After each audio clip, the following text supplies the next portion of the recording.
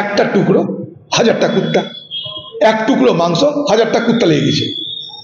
তে কুত্তা ওকে কামড়াবে, ও কুত্তা ওকে কামড়াবে, কারণ মাংস টুকরো একটা। দিদি আর কত দেবে?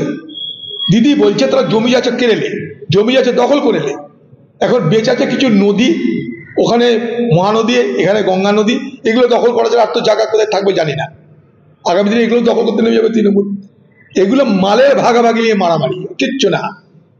তৃণমূল কর্মীকেও দেখো, এটা তৃণমূলের লোকরা করেছে। এটার জন্য তোমাকে কালকেও বলেছি, রকেট সায়েন্সের দরকার নাই, স্পেস সায়েন্সের দরকার নাই, কোনো বড় পণ্ডিত হওয়ার দরকার নাই।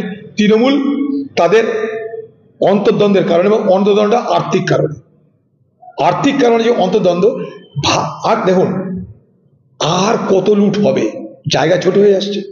কত জমি, জমি তার প্লাস্টিক না ইলাস্টিক না, জমিতে ইলাস্টিক না বাড়ানো যাবে? জমি লুট, জমি লুট, জমি লুট করতে করতে কমছে সংখ্যা, পরিমাণ কমছে। এবার একটা টুকরো হাজারটা কুত্তা, এক টুকরো মাংস হাজারটা কুত্তা লেগে গেছে।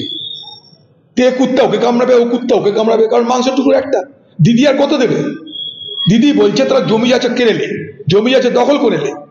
এখন বেঁচে আছে কিছু নদী, ওখানে মহানদী, এখানে গঙ্গা নদী, এগুলো দখল করা যাবে। আর তো জায়গা কোথায় থাকবে জানি না।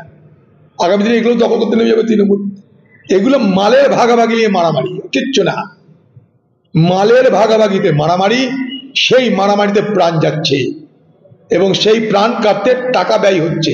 সেই টাকা দিয়ে খুনি ভাড়া করা হচ্ছে, ভাড়া খুনি অ্যাভেলেবল বাংলায় এখন। তার জন্য ওই দেখলেন কদিন আগে কসবাতে এক তৃণমূলের কাউন্সিলরকে অ্যাটাক করেছিল, পারেনি।